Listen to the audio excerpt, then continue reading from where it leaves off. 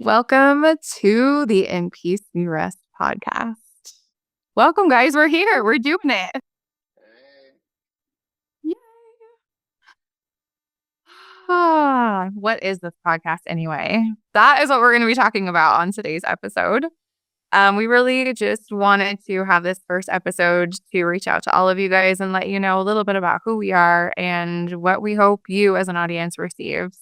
As you listen in, as we develop this beautiful relationship back and forth with each other that we really hope helps you develop a deeper, more meaningful relationship with yourself, with everyone around you, with your higher power, with the universe as a whole, so that you can just lead a more peaceful life.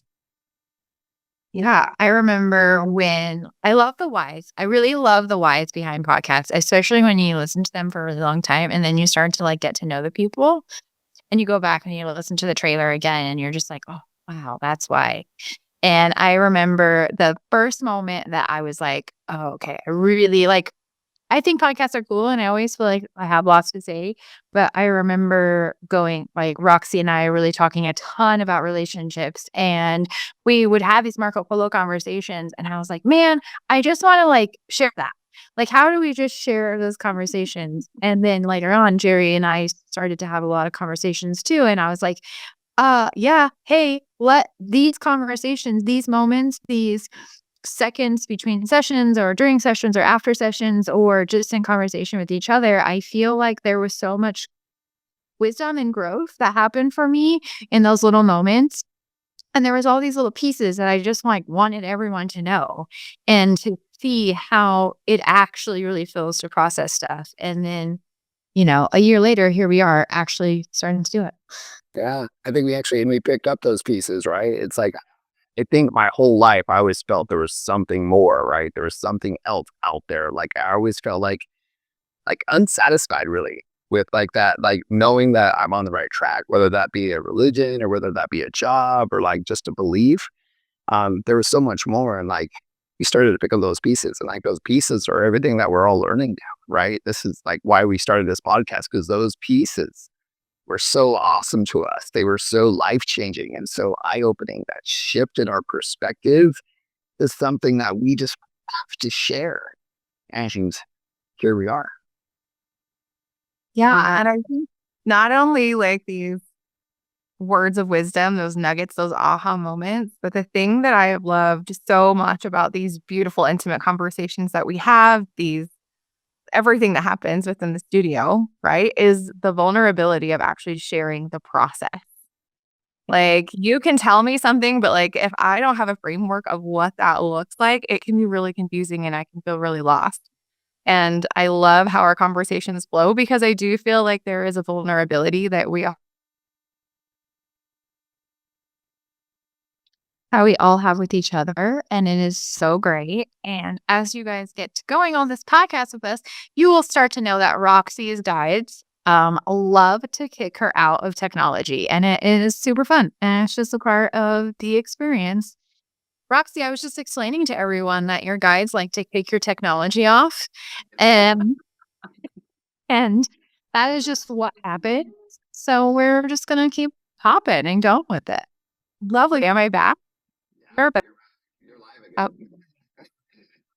so I'm so happy to be here. Thank you guys for popping in. It's always fun. Long story short, I was really just trying to say that I hope that we're able to give listeners an insight of what our actual process looks like. We will share the really challenging human parts of our thought process. We are not above or below anyone else. We are walking this human experience right along with you, trying to gain a higher understanding through that lens of love, through that lens of purpose, through that lens of connection, not just with the people around us, but really with ourselves. Where is all of this junk coming from? How do I navigate this? How do I figure it out? And our hope, my hope specifically, is that as listeners share in that process with us, that it gives you permission to kind of start asking yourselves those questions and, find those deeper connections within yourself. I mean, we're all students first. That's one thing. We're all students. And we just are excited about what we're learning.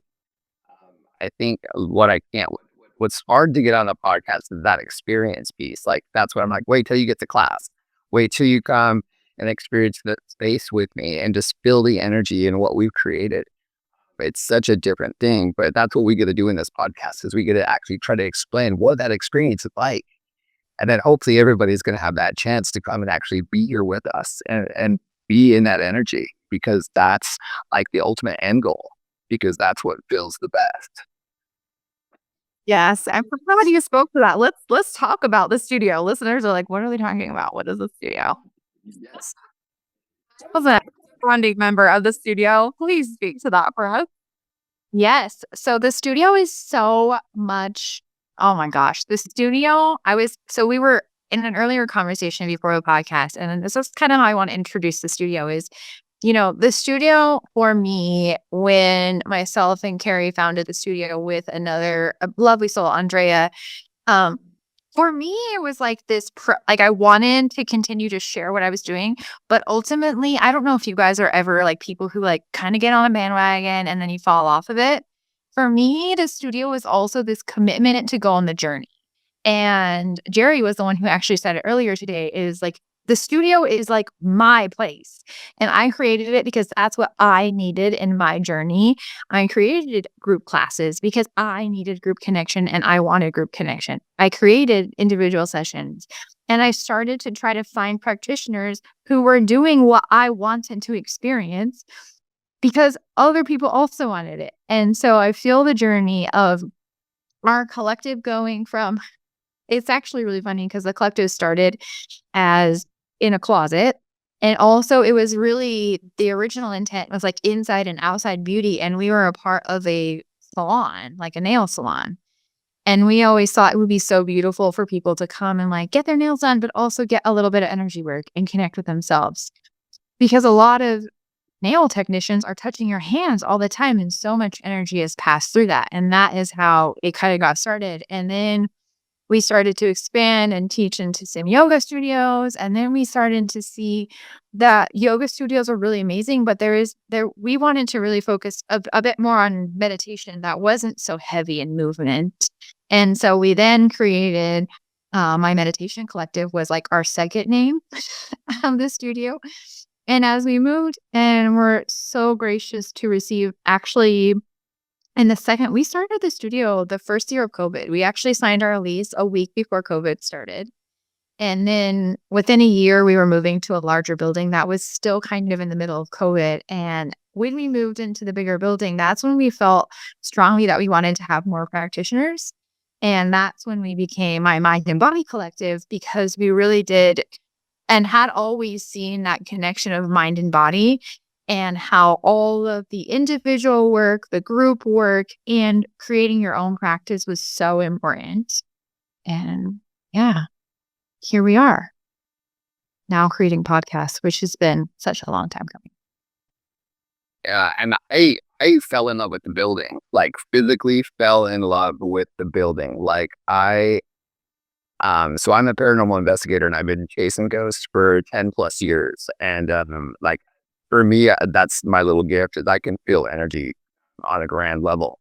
And the building where we are is so open to healing and so open, not just on this realm, but on all realms. And we could talk about that later, but it's so special. And everybody that walks into that building, that's what they notice. It's something that you can't describe. It's something that you can't, but when you feel it, you know it. And it's this home feeling. Like I feel like I'm at home there. And like I get like really emotional about it because it's not that many places.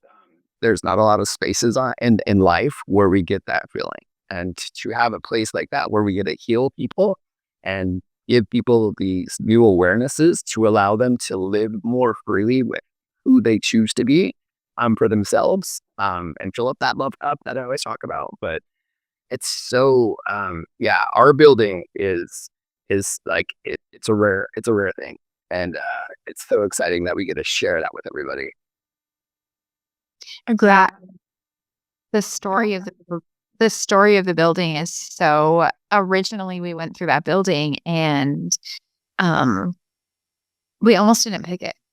And then it just kept coming back to us and coming back to us and coming back to us when we decided to sign a lease. And just how much that building just opened so many doors for us. And it was just, like you said, spirit was there as it just unfolded into what it is now. So, Yeah. Yeah. There is such beautiful energy in the building alone, like the walls. You feel so much connection, and I love that you described it as this home. It feels like home. You immediately feel at ease and you feel safe. And what I love about how the collective has grown is all of the practitioners that we pull in, all of the classes that we offer, it really gives so many different paths of healing. So I love seeing members and people from the community coming in and finding the path that is right for them because there isn't just one. And that path is not a straight line, right? Like I came in, like sound healing is what pulled me into the studio. And to see how I have gone down the path of like yoga work and meditation and shadow work and art meditation. Like there's so many different things and so many different paths. And so I love that the collective has offered a little bit of everything for people to explore to find what feels right for you right now in this moment at this point in your journey. And to have this beautiful community of practitioners and members who support you wherever you are. Like this true feeling of safety to explore and find yourself and go into the depths that are super, super uncomfortable and also lead to such beautiful reflection. And super personal. Like it's stuff that like most of our lives we've been told to like hold in and hold inside, and that's what we've done, right? For generations and generations, we've held all this stuff inside, and like I think we're all here to tell you that you don't have to do that anymore. Like it's time to let that out because it's not your responsibility to hold that in your heart anymore. Like that's what we get to teach people to do. And that's what we get to like kind of hold their hand and say, hey, if you do this, it's going to make that a lot easier to process. And it's something that I think we all have to process.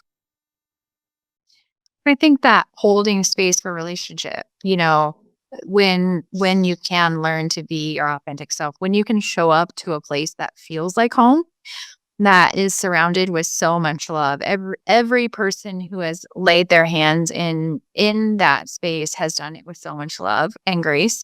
And to be surrounded by that creates this container, creates this holding space, like the container that we hold space in. And it is just really so phenomenal. And then to come into a community. Now, that's only talking about the building. We're not even speaking of the people who are a part of that yet. And that they've come, and I really love that there are people on all stages of the journey. There are people who are just beginning and it's their first meditation class ever, and there are people who were just there last year. And a couple of our members were just saying a couple days ago, like, it's really crazy to me when I first started coming here and I would come to your class and I would just feel like you were just like this untouchable person and you had been doing it for so long, and then in such a short amount of time feeling like, okay, I'm one with the process, I'm one with this journey, and I also have things to offer. That's always my favorite thing, because we're all on the journey too. Maybe we're just a couple of steps ahead of you, but we're all here together and we all have so much to learn from each other. And I love that within our community we have such a variety of people on different um, places in the journey, because we can look back and we can grow so much from those mirrors and perspectives that are just my favorite. Well, we can't do it alone. Like we can't do it alone. We can't grow alone. And that's why that community part of what we do is so important. Um, it's so important. It's crucial. Yeah. I also think it's so lovely how the people within our community are genuinely open to receiving all parts of who you are, where you are, as you are. Like, I feel like the building has this beautiful ability to shed people of their ego and the judgments, even if it's just for a moment. Everyone softens to that experience, and we bear witness to some profound moments, very personal moments in people's lives. And they feel seen sometimes for the very first time. So to bear witness to that and to see what happens after the fact, for them to come back and share that with us, has been probably one of the most rewarding parts of being a part of that community for sure. it's like you get to witness them finding the family for the first time. Like for a lot of them, right? They don't have the support at home, and like when they come here, it's like this like little ray of sunshine, right? And we go like shine the light on these people and let them know that hey, it's okay to be vulnerable. It's okay to like have these sadnesses, and it's okay to be angry and mad with these emotions. Like we want to know that that's okay. Like that's how you start to heal is just by feeling that all. And to see people come into the studio and like they're becoming part of our family. Like not only is it a home, but we're creating this family of people that need that support. Like because it's there. Well, I think also not only do they need the support, but they want to give it to other people too. Like, I really feel we've created this community of reciprocity because so often you can go to a place where you feel less than and you're just always receiving from someone. And I really love the journey of like also becoming the giver and like this just space you can have with people. And a lot of times after class, people will have conversations like in the hallway or whatever, and you can just feel them talking about the different aspects and like, oh, I really resonated with what you said, and I never heard it that way before, or whatever. And people develop these friendships that go beyond the collective walls. I look back at our first few retreat circles where we would go up and be in Huntsville. And the people who went to those retreats they still go on birthday trips. Like they're still connected to each other 5 years later. And I love the little communities and the little groups of people that kind of collect each other and support even when it's not a part of the studio. And they create those events together, which is really amazing. That's funny. They're reminding me of that. Are you talking about the lava hot spring and do you remember the giant bed? I feel like we have had I'm so excited also to just as we go through this podcast, sprinkle in these crazy stories of like what happens at retreats or what has happened in retreats. And even I start to share with you guys how we know each other because actually us three did not meet in a way that we thought we would meet. So that's kind of fun. And maybe we can explore that in a second. But the Lava retreat in its giant, I had never seen a bed so large in my entire life. Like even seriously, like probably like 20 adults. Like it was ridiculous. So funny. I feel like now's the time to get into that. Now you have to share the story. Share the story of how y'all met. Well, I don't know that I recall the first time that I actually met you in person, Jerry. Yeah, I think it might have been the grand opening, to be honest. I feel like the lava. No, I'm talking about the grand opening of the studio. Yeah, maybe. So just take a second to share how Jerry came in. So Jenny was Jerry's wife now. They just barely got married. Jenny was actually a partner in the studio before Jerry. And so I had met Jenny through doTERRA. She came up and did a doTERRA demonstration at a retreat. And I actually have this really cool photo of Jenny and I, and she is into acro yoga. I'm sure we'll have Jenny on the podcast. Like, there's no way we're not going to have Jenny on the podcast at some point. But she does acro yoga anyway. And the first time I ever met her, she had me like up flying, and it was so fun. And it's still one of my favorite pictures. Every once in a while, it becomes my profile photo every once in a while. And then over some time, Jenny became a part of the studio, and then we'll go through that story later on. And then now Jerry's here. Jenny is doing her thing, and Jerry kind of stepped in, and yeah. I literally fell in love with the building, and I couldn't let it go, and I wanted to just keep growing and learning. And you guys had, you taught me Reiki, so and I went through all the way through my mastership with you.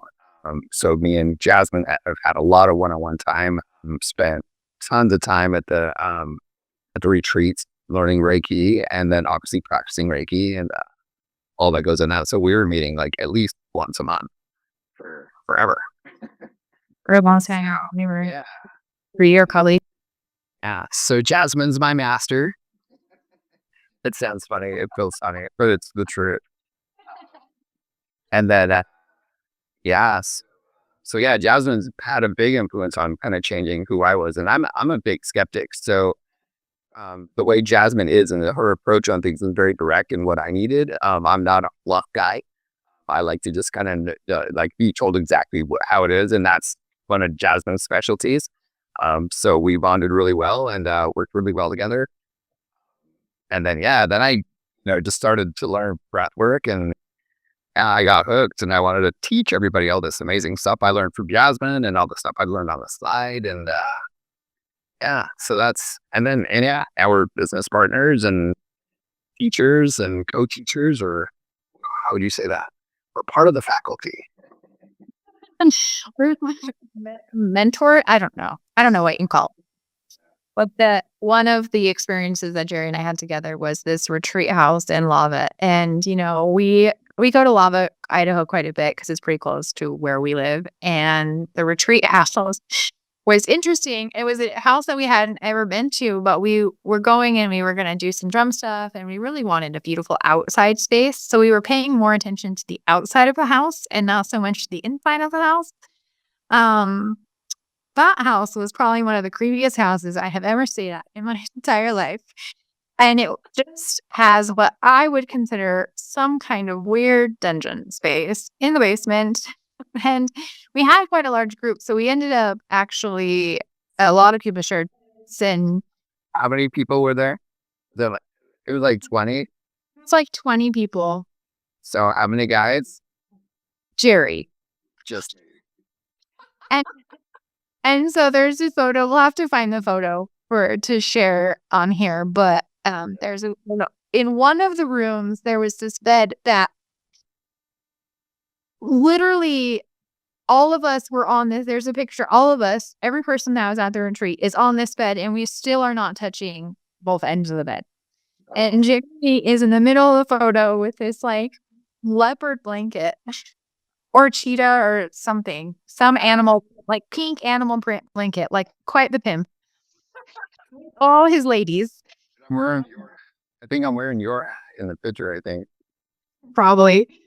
that's right. It was straight up like something out of like some kind of fairy tale. Like seriously, it was like you got in there like, no way is that bed that big. Like seriously, like probably like 3 king size beds put together. It was massive. It was massive. It was the master bedroom. Yeah, it was.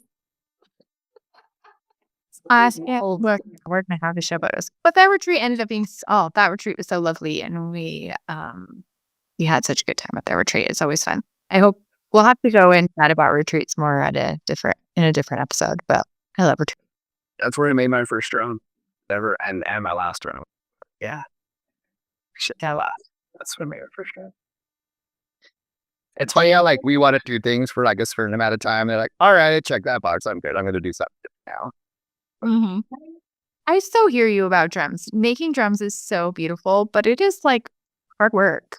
And like the emotional work that goes in. I don't think people realize the emotional work that goes in, because when you birth a drum and you make it yourself, you go on quite the journey before you actually make a drum. Yeah. And that's what at that phase in our studio, we were doing that. We had done a couple of those retreats like that, and that's what that one was. No. I mean, we meet Roxy. I met Roxy, I think, just by the events at first. I think just by going to a couple of events. I think you came to Jenny's birthday party that we did at the studio. Yes. I think that's maybe the first time I met you. Yeah, I'm sure it was. I can't remember which specific event, but I remember you were always there with Jenny. And it's funny because I think I heard more about you before I actually met you. And so by the time I did, I had like all of these stories. I was like, I just want to sit down and talk to Jerry. I want to hear it straight from the horse's mouth to tell me all of because you've had some like really profound life experiences that has led to a lot of beautiful spiritual experiences. So I was just excited to kind of tap into your energy a little bit, and you were so enthusiastic. And I was just like, yeah, like here's someone that has a passion for life and all the things. Let's just be around that energy all the time. That energy's hard to keep up. I can stay at that level all the time, man. Well, and it's nice too because I think you and Jenny have a beautiful balance between one another. Like she brings your energy up a little bit, you help soften her energy a little bit, and it's really beautiful to watch the two of you together. So I always loved any kind of ceremony or event that the both of you guys are at. And like my own personal relationship with breathwork has been quite the struggle.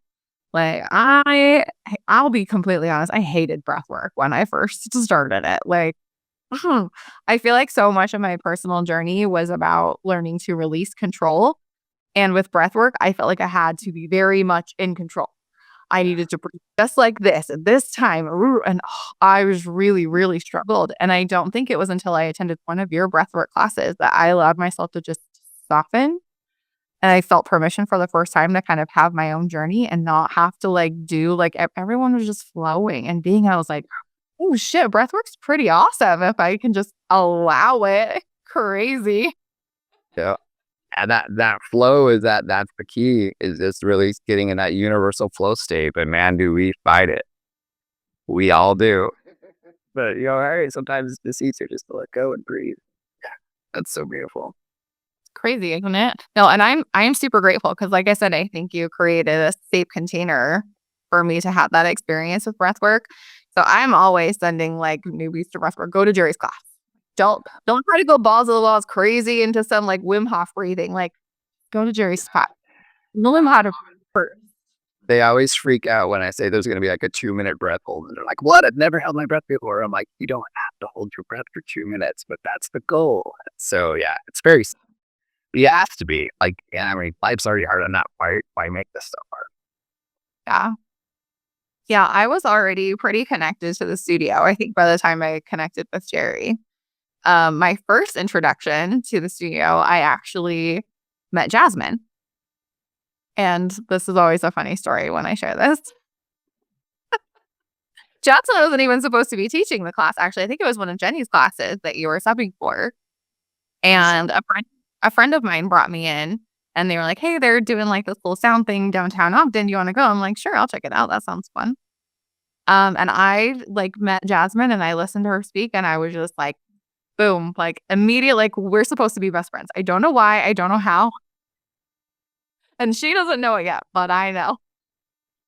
She doesn't know, but she doesn't know, but she's about to know. And it was such a lovely class. And you really did, again, create this safe space, this judgment-free space where you invited people in and you were also vulnerable. And just to mimic what Jerry said, you do have this beautiful ability to be authentic and be honest without sugarcoating anything. But also not being too blunt. It was just this is how things are. And that's okay. And that's great. And I was like, yes, I need more of that in my life. And I think it was just a couple of days after that class that I slip into your DMs and I was like, hey, do you want to be friends? It was a total kindergarten move. She's like, check the box, yes or no. So yeah, Roxy, I remember the class that Roxy came to, and it was I'm pretty sure it was one of Jenny's classes, and I was just covering for her. I do have to just side note for 1 second. I love when a class ends up being different. Either one person shows up and that's it, and the universe has cleared a class, or you end up teaching for a class that you wouldn't normally teach. Because usually when that happens, some crazy shit's about to go down, and the universe has just kind of organized it. I've almost never had it happen where something profound didn't go on for someone in the class or for myself. And so when Roxy came to that class, I was like, oh yeah. I really love this. And I had really just kind of ended a friendship that really just kind of broke me. And I,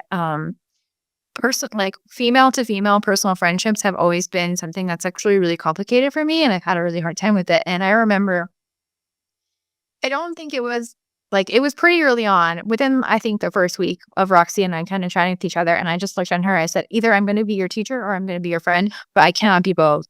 And I really need a friend right now. And it makes me emotional talking about it, because then, Roxy's now one of my best friends in the whole world. And just her ability to teach you how to just really hold loving space for someone is incredible. Bar none. just presence. Like, she doesn't have to even say words to you, but her ability to take you kind of into the shadow shit is just phenomenal. And I've learned so much about myself and so much about my relationships with other people through our relationship, and just super grateful for our ability to communicate with each other. Because I feel like whenever I'm in a stuck spot, like she's gonna be able to talk me through whatever it is that's happening. And just so like that was a big part of wanting to do a podcast with her, because I feel like everyone needs a friend like Roxy to give them advice. And I'm happy to be the guinea pig to share and open my world up, so that you guys can all benefit from Roxy's advice. Because it really just so phenomenal. And yeah, anyway, changed my life. And then to share a bit about Jerry, and since you guys are all sharing thoughts about me, I just want to talk about, I remember when Jerry was like, "Hey, will you be my Reiki master?" And at that point, I wasn't just taking on anyone. Like, at the beginning, you kind of help everyone who kind of comes to you. But at that point, I was a lot more selective of who I would kind of bring in. And it was so every person who I taught in the way that I teach, and even still will teach people now, but is so unique. And it was so fun to work with Jerry, because he really did bring the other side with him. Like, his ability to really sit between the veil, in my opinion, is really lovely. And to also guide you through doing that too. And so Jerry has now guided me through like 2 deaths, I think. Like now. Um, it's funny because we're recording this. It's not funny, but we're recording this, and I just had a death yesterday. But anyways, You know what though? It's so funny. I'm working on my grief stuff, right? Because I'm presenting this weekend at a festival, and I'm starting out my new grief thing with a comedy sketch, because that can be funny. Like, it's okay. Like, so I give you permission to have those feelings around death, because it can be. yeah, death. It's really interesting, and I feel my Jerry has really guided me in that path of being more open to the other side, and being more settled in that process, I guess you could say. Settled in the breath, and in the blah, blah, the words come out of my mouth. And not just that process of like the death process, but how much your breath is really connected to that as well.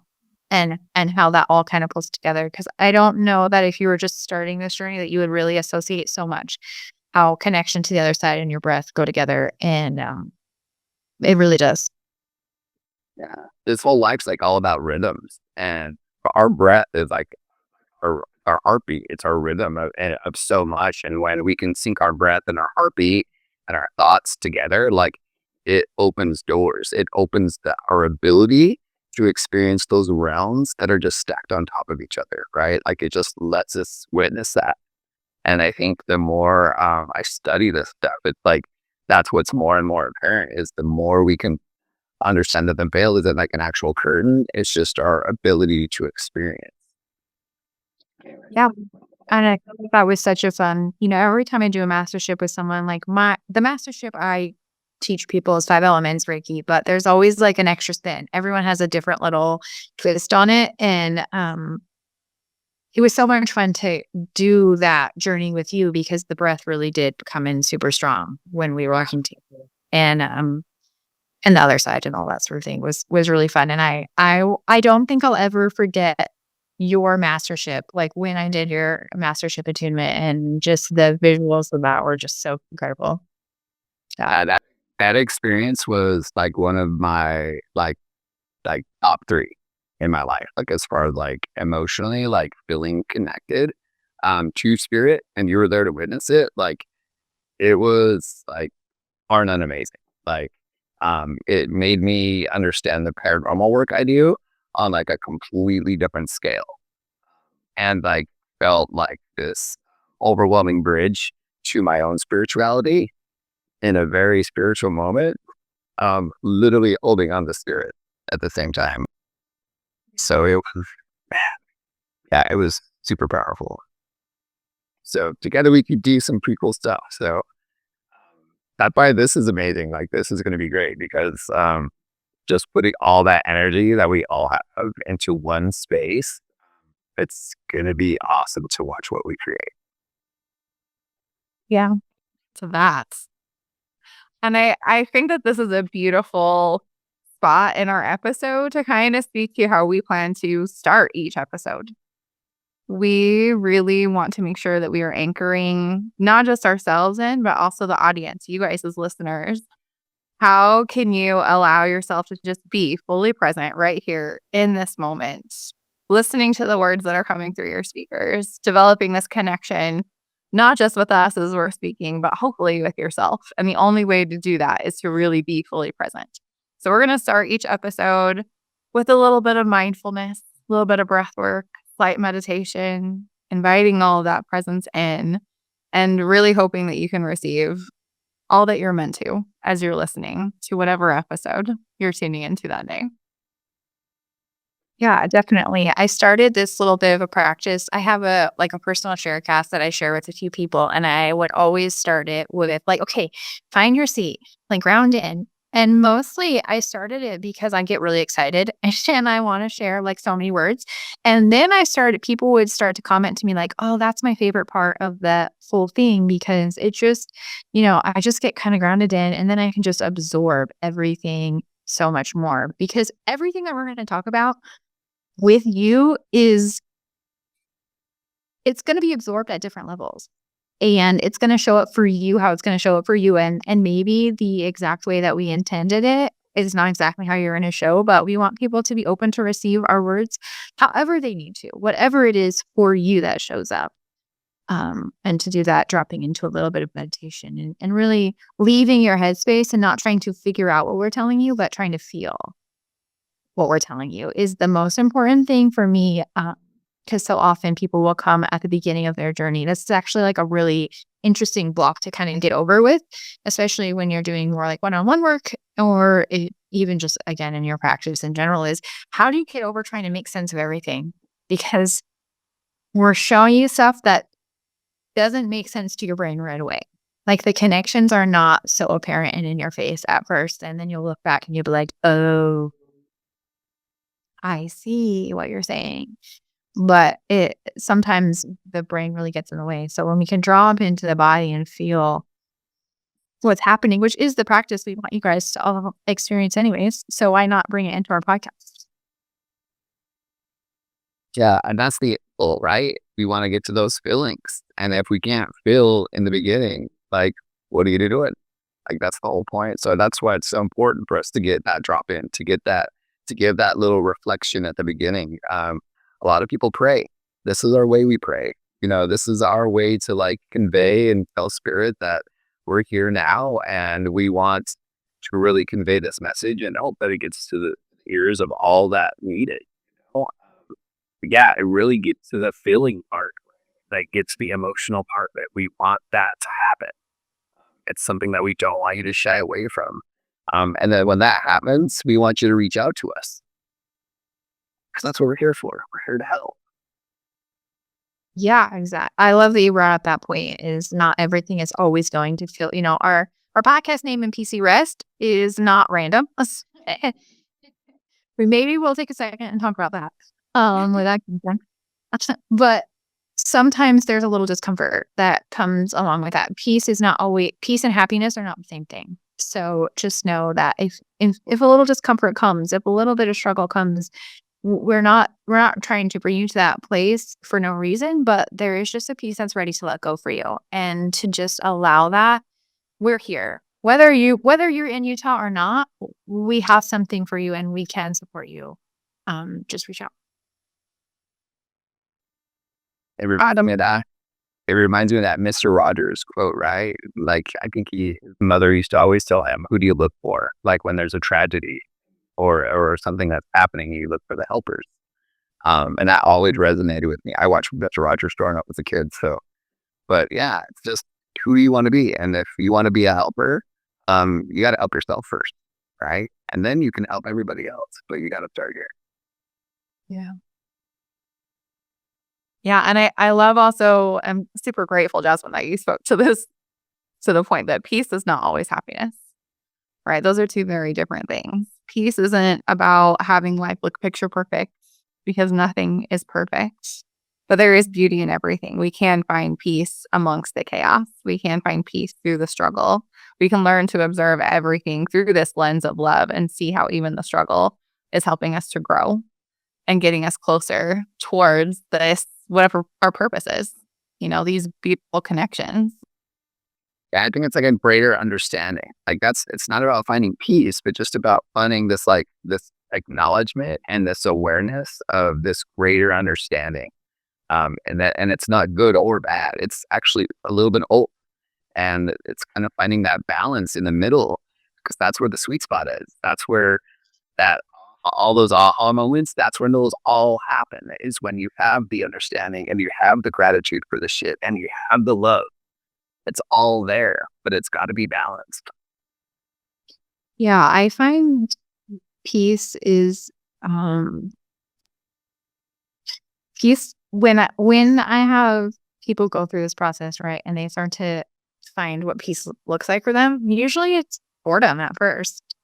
Like it really has come off in that way of like, yeah, I was, every time there'll be like a story like, oh, da da da happened, and then da da da happened, and then like nothing.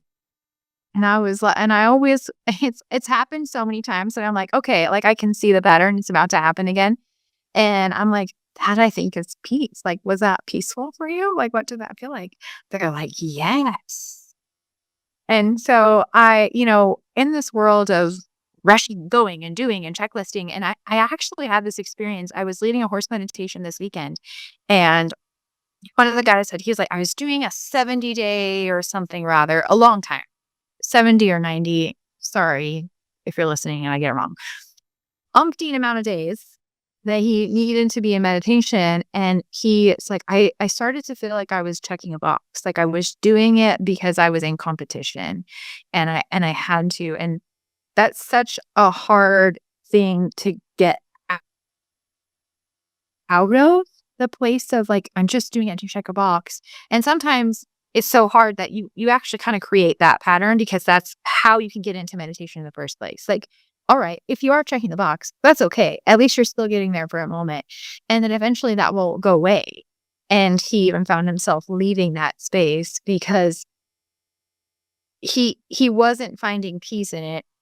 That structure was too much for him. And as he walked away from it, then he was able to really find some new awarenesses for just a moment and then come back in his own rhythm that felt right for him, not necessarily checking off the box. So, yeah. I love that. I think there's so much wisdom in that. And again, it's about finding your own path. And I'm sure you guys can speak to this too, but I feel like so often when people come into the studio or they come in for individual sessions, they are looking for a magic formula. How do I find peace? How do I do this? How do I find happiness? What's the magic formula? Just tell me what to do and I'll do it. Oh my gosh, that's so heavy. Because really what it is learning to listen to yourself and find the answers for yourself. And it's a process, and it's like a lifestyle. It's not this one trick pony. Like it takes a lot of time to like actually develop not only like the idea of what to do, but then actually getting the habit and the actual pattern to actually do it every day and get this structure that we all crave. But yeah, you gotta be patient with yourself and be patient with the process, and then first of all, show up. Yeah, you have to give yourself grace and compassion. The thing that always, when someone comes to meditation group for the first time, I'm always really excited. But I'm also secretly hoping they don't have this insane experience. Because they'll come to meditation group, they'll have this insane experience, which is lovely. And I'm like actually super happy for them. But then they're chasing it. Like they chase it every single time after that. They have this big experience and then they consider it not a meditation unless they get there. But that's where the kind of this boredom part of peace comes in, is sometimes it just means having nothing. We have so much input all day long. the radios and everything is just all the time on your body. And I know when I'm in really heavy situations where that's a lot, I come home and I lay down in bed and I'm just like humming, like my whole body is just humming. And I really try my best to express that to people, because meditation is not always about having this insane experience. Sometimes, more often than not, it's actually just about having just be with whatever is showing up for you and not trying to force something. Yeah, I tell people, like, in this day and age, like, it's so hard. Who's bored in it? When, how do you be bored? Like, it's like you have to literally try to be bored. And I try to teach that in my classes, that it's literally getting to the point of all I want you to focus on is that air going in your nose and going out your nose. And that's all I want you to think about, because everything else is not necessary. You don't need it. But man, when do we really give ourselves that time and that space to be bored, to just be with our heartbeat? Like, it's almost impossible. So like, we really, I think in this day and age, we have to really schedule it. We have to make space for it. That's got to be a part of your routine, or whatever your healing process is, whatever, you brush your teeth and then for 10 minutes you do nothing. Like, we have this guilt for some reason that if we're not productive for every single second of our day, that, something bad is going to happen. And it's actually quite the opposite.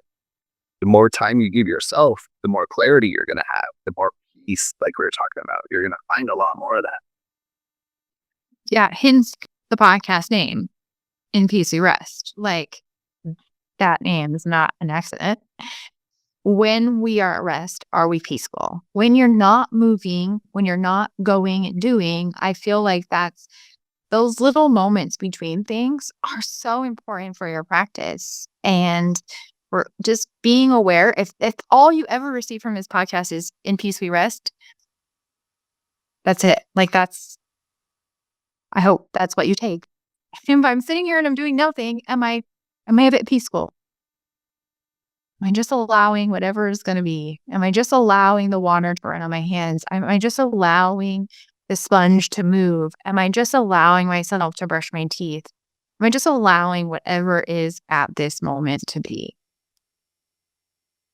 And not trying for it to be anything different. Because if we're trying for something to be different, then we're not at peace. Yeah, not just doing it, but being okay with it, right? Like, you don't want it to become this checklist like you were talking about, right? Like what you're saying, Jasmine, it doesn't want to be that. We want it to be this thing that we do because we know it's great for us. And then we want it just to be a part of who we are and how we interact with people. Like, all of those things are just going to be this beautiful chain reaction to give you peace in not just life within yourself, but everything outside you. Yeah. And I feel so much that the first part of the process is just that essence of mindfulness, right? Am I just present in this moment and noticing what's happening? And then listening, okay, like, what's coming up for me? Like, what judgment?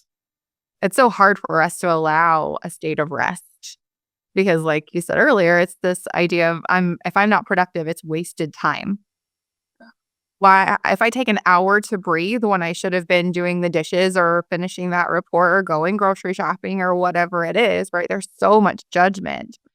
And so that's where the nuggets come in, right? That's where the gold is. That's where you get to be like, wow, why is that? So where does that judgment come from? Is that even mine? Am I allowing outside support because I don't have to do it all by myself? There's so much wisdom in those tiny moments of mindfulness and self-reflection. And that's really what we are hoping this podcast inspires within you.